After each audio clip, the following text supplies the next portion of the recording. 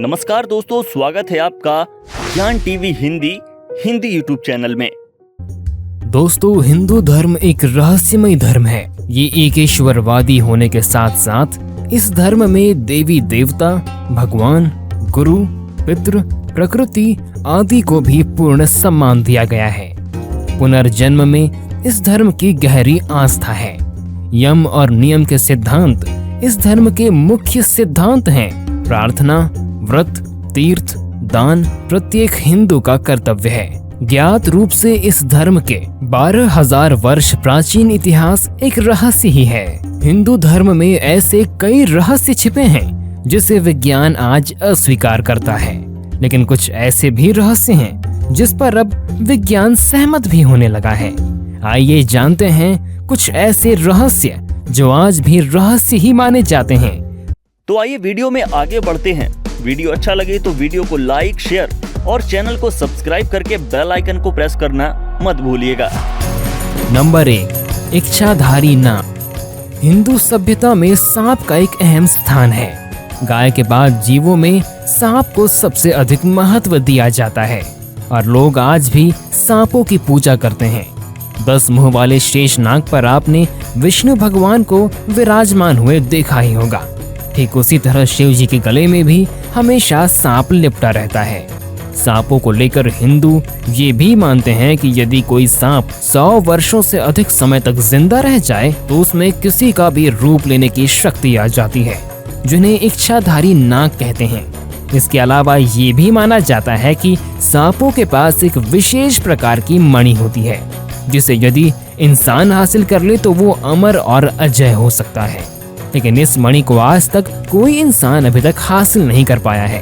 हालांकि इन बातों का कोई पुख्ता सबूत नहीं है, लेकिन कई लोगों ने ऐसे वाक्यों का दावा किया है, लेकिन इसका जवाब विज्ञान के पास भी नहीं है।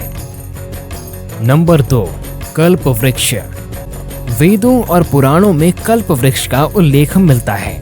कल्प वृक्ष स्वर्ग का एक विशेष वृक्ष है।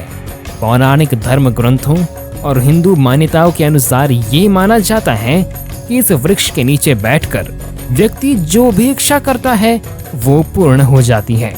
ये वृक्ष समुद्र मंथन से निकला था।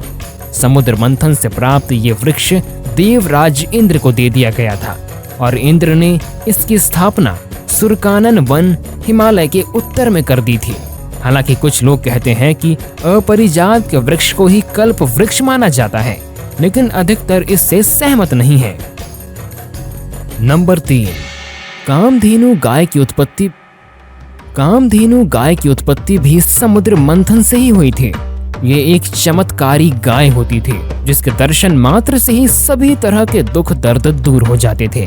दैवीय शक्तियों से संपन्न ये गाय जिसके भी पास होती थी उसे चमत्कारिक लाभ मिलता था। इस गाय का दूध अमृत के समान माना जाता था। गाय हिंदुओं के लिए सबसे पवित्र पशु है। इस धरती पर पहले गायों की कुछ ही प्रजातियां होती थी। उससे भी प्रारंभिक काल में एक ही प्रजाति थी। आज से लगभग 9500 वर्ष पूर्व गुरु वशिष्ठ ने गाय के कुल का विस्तार किया और उन्होंने गाय की नई प्रजातियों को भी बनाया। तब गाय की 8 या 10 नस्लें ही थी, जिनका नाम कामधेनु, कपिला, देवनी, नंदिनी, भौमा आदि था। कामधेनु के लिए गुरु वशिष्ठ से विश्वामित्र सहित कई अन्य राजाओं ने कई बार युद्ध किया, लेकिन उन्होंने कामधेनु गाय को किसी को भी नहीं दिया। गाय के इस झगड़े में गुरु वशिष्ठ के 100 पुत्र भी मारे गए थे। तो दोस्तों, आपकी क्या राय है इसके बारे में हमें कमेंट में लिखकर जरूर बताएं और हमारे YouTube चैनल ज्ञान टीवी हिंदी को सब्सक्राइब जरूर करें और ऐसे ही बेहतरीन फैक्ट्स को जानने के लिए जुड़े रहिए हमसे। मिलते हैं फिर एक नए वीडियो के साथ। तब तक के लिए अपना और अपनों का ध्यान रखिएगा। यहाँ दी गई जानकारी इंटरनेट पर उपलब्ध जानकारियों पर आधारित है। ज्ञान टीवी हिंदी इसकी पुष्टि नहीं करता है।